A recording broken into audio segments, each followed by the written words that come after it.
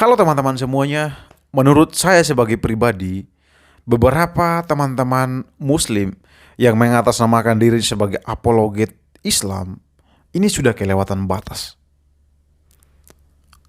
Kalian teman-teman sudah kelewatan batas. Karena kalian berusaha untuk mempengaruhi banyak orang dengan mengatakan bahwa kami orang Islam adalah pengikut Kristus yang sejati. Kami lebih Kristen daripada orang Kristen. Saya bicara begini bukan berarti saya takut. Tidak. Saya tidak takut dengan mengatakan seperti itu. Iman saya tidak akan berkurang sedikit pun kepada Yesus sebagai Tuhan dan Juru Selamat. Tidak ada. Jadi segala upaya yang teman-teman lakukan itu tidak akan mempengaruhi iman saya kepada Yesus Kristus sebagai Tuhan.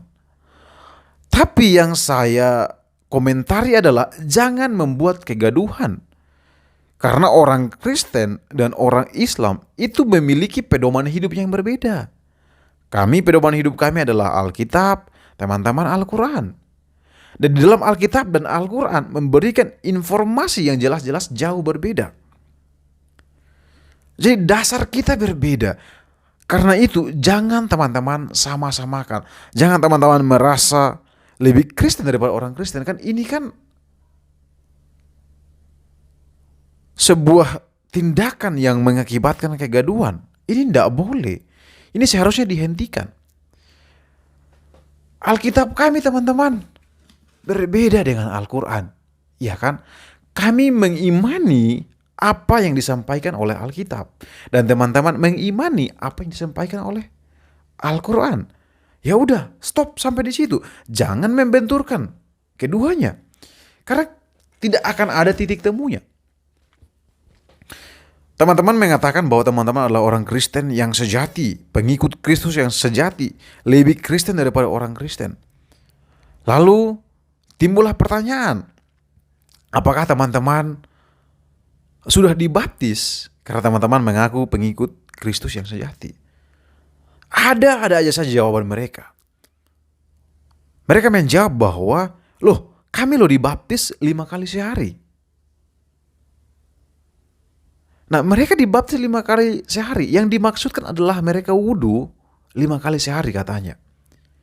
Nah, pertanyaan saya selanjutnya, apakah ketika kalian wudhu, kalian mengucapkan dalam nama Bapa, Putra, dan Roh Kudus, dalam nama Bapa, Putra, dan Roh Kudus?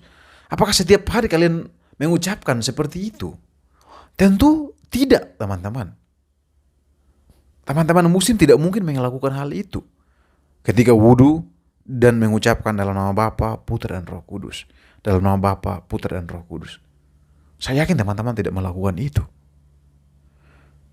Wudhu dan baptis tentu berbeda. Baptisan memiliki makna yang sangat mendalam. Baptis adalah sesuatu yang sakral bagi kami umat Kristen. Seorang ketika menyerahkan dirinya untuk dibaptis, dia sudah melewati tahapan-tahapan tertentu. Dia sudah belajar beberapa bulan. Karena kalau dia mau dibaptis, dia harus memahami tentang iman Kristen. Ketika seorang mau dibaptis, adalah dia yang mau menyangkali semua perbuatan-perbuatan duniawinya.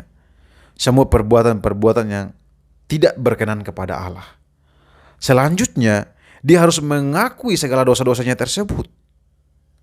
Dan dia harus percaya bahwa di dalam Yesus Kristus ada pengampunan. Di dalam Yesus Kristus ada keselamatan. Dan ketika dia menyerahkan dirinya dibaptis, dia sedang memproklamasikan dirinya bahwa dia telah menjadi satu kelompok dengan Kristus.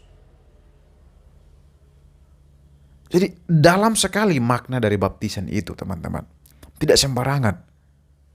Nah, apakah teman-teman muslim ketika wudhu, teman-teman mengucapkan dalam nama Bapa, Putra, dan Roh Kudus dengan penuh kesadaran, dengan penuh iman?